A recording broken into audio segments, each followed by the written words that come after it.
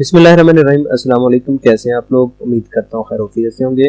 मेरा नाम मोहम्मद तैयब मनीर है और मैं अपने चैनल लर्नर्स इन पे खुशामदीद कहता हूँ। आज हम 9th क्लास के मैथ का चैप्टर नंबर 5 उसकी एक्सरसाइज नंबर 5.4 जो है इसको सॉल्व करने की कोशिश करेंगे। तो यहाँ पे दिया हुआ है मसला तजज़ीह।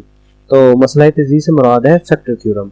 अपने फैक्टर थ्योरम को यूज़ करना है और 3 दर्जी कसी रकमी कहते हैं पॉलिनोमियल, और 3 दर्जी का मायने ये है कि जिसका दर्जा 3 है, यानी जिसकी डिग्री 3 है। तो इसको सॉल्व करेंगे। तो इसको सॉल्व करने के का एक लंबा प्रोसेस है, तो एक शॉर्टकट है। तो मैं आपको शॉर्टकट तरीका इस आज की वीडियो में आपको बताऊंगा। अगर आप देखना चाहते हैं जो लॉन्ग मेथड है जो हमारी बुक के अंदर भी दिया हुआ है, तो आप मेरी दूसरी वीडियो को मुलाहिजा करें। तो यहाँ पे आज हम सिर्फ और सिर्फ ये बात करेंगे कि जो शॉर्टकट तरीका है, तो ये शॉर्टकट तरीका आप अप्लाई करें तो आप ये तसव्वुर बिल्कुल ना करें कि आपके नंबर कटेंगे। ये तरीका भी वैलिड है। ये जो प्रीवियस था हमारा सिलेबस जब चेंज नहीं हुआ था तब ये मेथड यूज होता था। तो अब चूंकि ये जो नया सिलेबस है इसके अकॉर्डिंग वो लंबा मेथड यूज हो रहा है, लेकिन ये है कि बहुत सारों को पता नहीं कि शॉर्टकट को तरीका भी है कि नहीं। मिसाल के तौर पर ये शॉर्टकट तरीके की तरफ आप क्यों जा रहे हैं? देखिए, मैं पहले अर्ज कर चुका हूँ कि ये बिल्कुल भी किसी किस्म का कोई मार्क्स की डिडक्शन नहीं होगी। आप चाहें जो सा तरीका भी आप यूज करें, कोई मसला ही नहीं है इसमें। तो ये देख लें कि मैं एक आपको शॉर्टकट तरीका बताता हूं कि आपने इन सवालात को करना कैसे है। मिसाल के तौर पर अगर ये जैसे क्वेश्चन नंबर 2 है और क्वेश्चन नंबर 8 है, तो क्वेश्चन नंबर अगर हम 8 को ले लें तो यहाँ पे अगर आप -1 को मल्टीप्लाई करते हैं 2 से तो ये -2, तो यहाँ पे माइनस को आप निगलेक्ट करें फिलहाल, +2। तो इसके फैक्टर बनाए कौन से बनते हैं? एक प्लस का 1 है और प्लस का 2, माइनस का 1 है और -2। हमारे पास सिर्फ 4 फैक्टर्स बने हैं। तो ये जो 4 आद बने हैं ना, तो यही आद आप इनमें इस इक्वेशन में पुट करेंगे तो आपका रिजल्ट आ जाएगा। यानी कि आप अगर देखें, फर्स्ट आपने +1 ट्राई किया, -1 ट्राई किया, +2 ट्राई किया, -2 ट्राई किया, तो इनमें से इसके सिर्फ और सिर्फ ये चारों आद नहीं होंगे, बल्कि इस इक्वेशन का सिर्फ और सिर्फ 3 आद होंगे, क्योंकि इसकी डिग्री क्या है, यहाँ पे 3 दी हुई है। तो इसकी डिग्री 3 है, तो इसके इनमें से यानी एक प्लस का 1 है, माइनस का 1 है, ठीक है, उसके बाद प्लस का 2 है और माइनस का 2 है। तो आपके पास यहाँ पे सिर्फ और सिर्फ 1 2 3 आद होंगे। ये भी हो सकता है, -2 भी हो सकता है और फिर +2 नहीं होगा। अगर +2 है, -2 है, तो माइनस का 1 नहीं होगा। यानी कि आपने सिर्फ और सिर्फ यहाँ पे आपने 3 फैक्टर्स लेने, क्योंकि इसकी डिग्री 3 है तो इसके 3 ही फैक्टर होंगे, तो ये 4 कभी भी नहीं होंगे। आपने क्या करना है कि इसमें से 3 फैक्टर्स को आपने ढूंढ लेना है बस, और जो चौथा होगा उसको आपने छोड़ देना है। ठीक है, ये तो बड़ा आसान है। लेकिन अगर इस तरह का सवाल हो, जैसे ये क्वेश्चन नंबर 2 है कि यहाँ पे 40 है और यहाँ पे +1 है, तो 40 को आप 1 के साथ मल्टीप्लाई करें तो ये 40 आ गया। तो इसके कौन से बनते हैं? एक प्लस माइनस 1, ठीक है, इसी तरह प्लस माइनस 40, इसी तरह plus minus 2 and plus minus 20, ठीक है।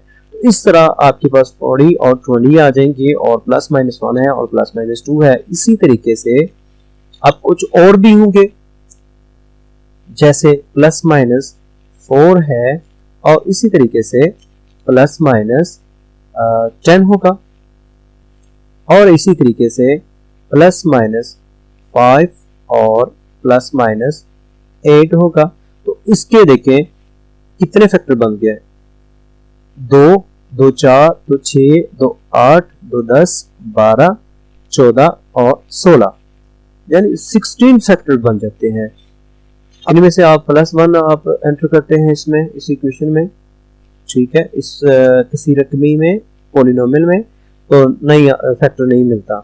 फिर -1, फिर +40, फिर इस तरह -40, फिर इस तरह +2, -2 +20 -20। तो इसका मतलब ये आप दर्ज करते जाएंगे, आपका वक्त ज़ाया होता जाएगा। ठीक है, तो आखिर पे आपने +5 एंटर किया और आपका एक आंसर आ गया, ठीक है, एक फैक्टर आपको मिल गया। तो -5 क्या नहीं हुआ, +8 आ गया और उसके बाद -8 आ गया। तो अब आपने कितने ट्राइज की हैं फिर जाके आपको ये 3 फैक्टर्स मिले हैं। तसव्वुर कर रहा हूँ, सपोज कर रहा हूँ, ठीक है। तो समझे कि ये बाकी सारी आपकी सारी मेहनत रहेगा कि आपने क्या किया, ये 3 फैक्टर्स जो हैं एंड पे आपको मिले हैं, तो बाकी सारी मेहनत आएगा। तो मैं अब आपको एक तरीकाकार बताता हूँ, उसको आप फॉलो करेंगे तो इंशाल्लाह ये मसला भी आपका सॉल्व हो जाएगा। अच्छा, एक और चीज मैं आपको बताता हूँ, देखिए बाज़ औक़ात ये तो ठीक है फैक्टर्स बन रहे हैं, बाज़ औक़ात ऐसे भी हो सकता है कि 1/3 1/2, तो ये आप तसव्वुर भी नहीं कर सकते। मैं 1/3 एंटर करूंगा फिर आंसर आएगा, 1/2 एंटर करेंगे फिर जाके, तो ये तो बच्चे को समझ ही नहीं आएगी। मिसाल के तौर पर आपने ये सारे जब ट्राई कर लिए, एक फैक्टर आपका मिल ही रहा। मिसाल के तौर पर ये आपने ये जितने भी हैं ये सारे फैक्टर ट्राई कर लिए, ठीक है। इन सभी फैक्टर्स को आपने ट्राई करने के बाद आपका आंसर फिर भी नहीं आया, यानी कि आपको 2 फैक्टर्स मिल रहे हैं, तीसरा मिल नहीं रहा, तो फिर आप क्या करेंगे। तो मैं आपको एक तरीक़ाकार बताता हूं जिसको आप फॉलो करेंगे तो इंशाल्लाह इस तरह का मसला कोई भी नहीं रहेगा। चलिए जी, हम ऐसा करते हैं कि क्वेश्चन नंबर 2 को ही ले लेते हैं। तो सबसे पहले आप ये लिखेंगे कि px यानी ये कसी रकमी x का 3 minus x power 2 minus 22x and plus 40, तो ये आपने लिख दिया, ठीक है। तो सबसे पहली बात है कि 40 को आप यहाँ पे 1 से मल्टीप्लाई करें तो जो फैक्टर्स बनेंगे वो +-1 बन जाएगा और +-40 बन जाएगा। First of all I will try +1, तो यहाँ पे जहाँ जहाँ पे आपके पास x है वहाँ पे हम +1 जो है ये दर्ज कर देंगे। तो यहाँ पे p की जगह p खाली जगह लिखते हैं, यहाँ पे इसकी पावर 3 माइनस खाली जगह, यहाँ जहाँ जहाँ आपको x नजर आए वहाँ वहाँ उसकी जगह आप खाली जगह लिखते हैं, ठीक है। तो बाद में जो x की वैल्यू है, मतलब ये प्लस का 1 आप एंटर कर लें, यहाँ पे 1 कर दें 1 और ये भी 1 हो जाएगा, 1 - 1 0 और ये तो +1 से नहीं जा रहा, ठीक है। आप ऐसे करके -1 कर दें, ठीक है। तो फिर भी आपको पता है कि ये 40 है और ये -22 है, बहुत फर्क है। आप इसको अपना 2 से ट्राई कर ले, +2 से ट्राई कर ले, यहाँ पे 2 एंटर कर दें, यहाँ पे भी 2 और यहाँ पे भी 2 और यहाँ पे 2, तो यहाँ पे हमारे पास p × 2 इज इक्वल टू 2 की ताकत 3, यानी 2 की ताकत 3 का मायने 2 को 3 से ज़रब नहीं करना, बल्कि 2 को 3 बार, कितने टाइम्स, 3 टाइम्स, 2 को 3 टाइम्स मल्टीप्लाई करें तो ये आ जाएगा हमारे पास 8, माइनस 2 की ताकत 2 कितना होता है 4, माइनस 22 को 2 के साथ मल्टीप्लाई कर दें तो ये 44 के बराबर होगा और +40, तो यहाँ पे जमा का 40 और उसके साथ आप कर ले जमा का 48 हो गया, -44 और -4 तो ये भी -48 के बराबर होगा। मतलब ये देखें 40 और 8 48, 48 and -44 and -4 that will be equal to -48, that will be equal to 0। तो हमारे पास एक फैक्टर आ गया, कौन सा, ये +2 आपने दर्ज किया था ना, तो हमारा जो फैक्टर बनेगा वो होगा x -2, एक फैक्टर हमने ढूंढ लिया, तो ये हमारा एक फैक्टर बन गया। यहाँ तक ही मसला होगा आपको कि पहला फैक्टर ढूंढने में, तो जब आपने पहला फैक्टर ढूंढ लिया x -2 तो आपका मसला हल हो गया। तो अब आपने करना क्या है जनाब, तो यहाँ पे जो पावर है, पावर बता रही है कि इसके 3 फैक्टर्स होंगे, एक तो आपको मिल गया, ठीक है। अब आपने करना ये है कि इसको लिखना है अंदर इस पॉलिनोमियल को और इस पे डिवाइड कर देना, यानी x -2 पे डिवाइड कर देना है आपने इसको, इस पॉलिनोमियल को, ठीक है। यानी x power 3 minus x² minus 22x और +40, ठीक है, ये आपने लिख दिया, ठीक है। अब आपने क्या करना है, इसको डिवाइड कर देना है।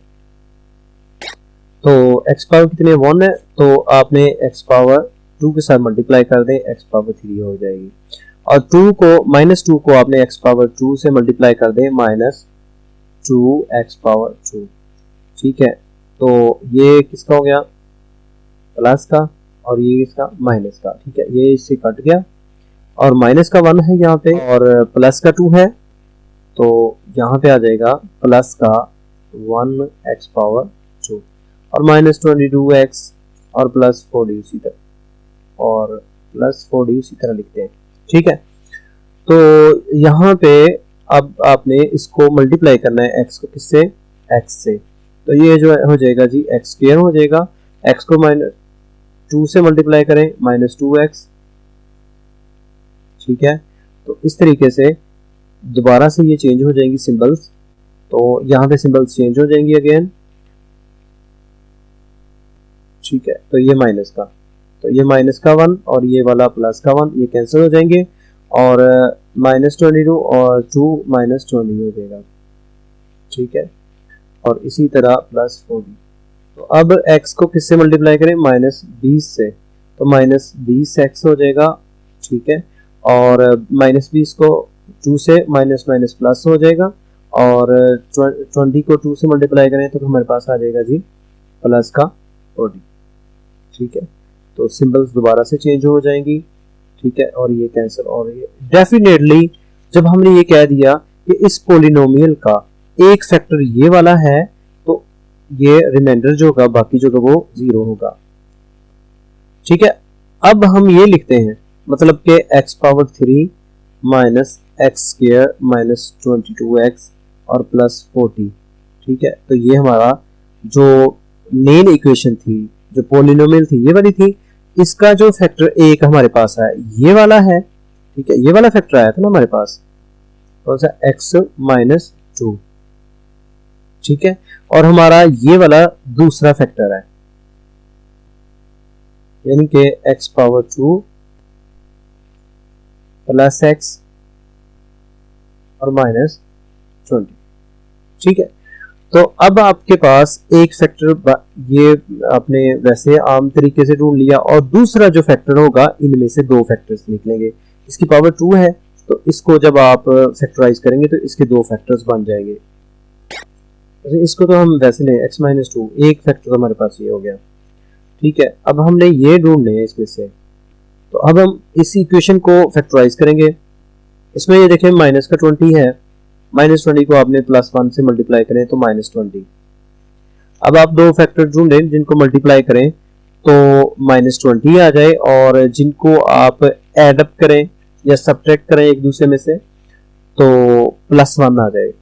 तो एक हमारे पास हमारे ज़हन में आता है, एक 5 बनेगा और दूसरा 4। लेकिन यहाँ पे सिंबल कौन सी है, प्लस की है, तो हम बड़े वाले के साथ प्लस लिख देंगे और छोटे वाले के साथ माइनस लिख देंगे। प्लस माइनस माइनस, 5 को 4 से मल्टीप्लाई करें 20 हो गया, ठीक है। तो 5 में से आप 4 को निकाल दें तो यहाँ पे जमा का 1 हो जाएगा, ठीक। तो ये वाली रकम वैसे की वैसे आ जाएगी। मसलन इसको वैसे का वैसे लिख लेते हैं, ठीक है, और -20 को उसी तरह।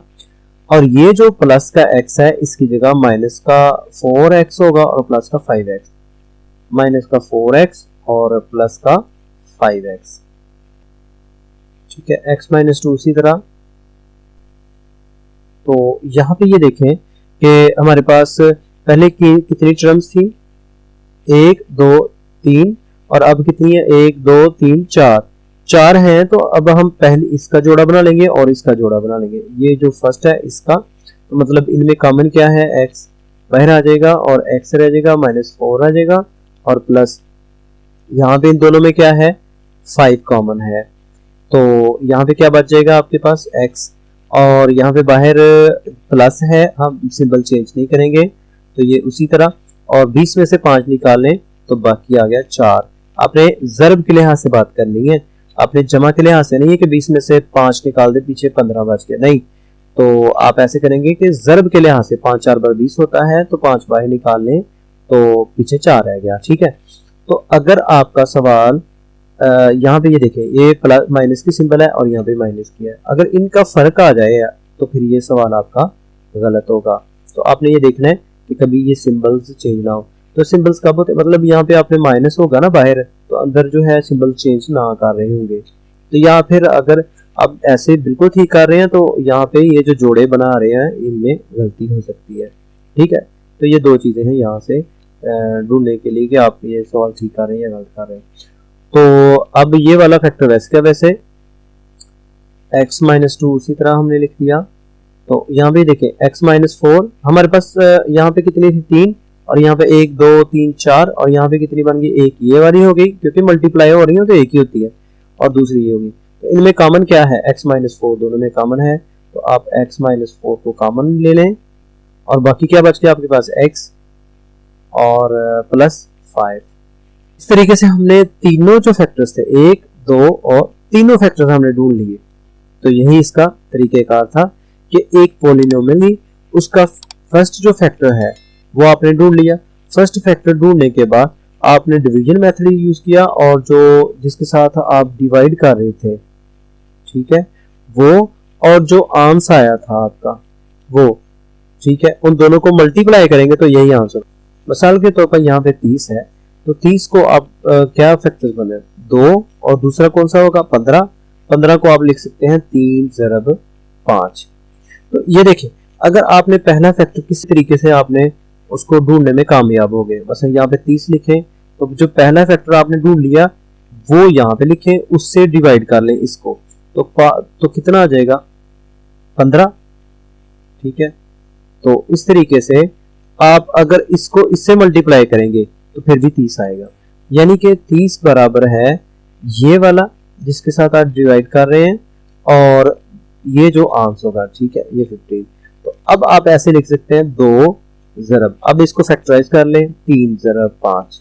तो इस तरीके से आप 3 फैक्टर्स ढूंढ सकते हैं। मतलब ये 30 है, इसके एक आपने ढूंढ लिया किसी तरीके से, और 2 जो है वो कैसे आप ढूंढ सकते हैं कि इसी जो एक फैक्टर है इससे आप डिवाइड कर दें 30 को, और ये 15 जो होगा इसको आप मल्टीप्लाई कर दें 5 3 में 15। तो इस तरीके से 3 फैक्टर्स हो जाएंगे आपके।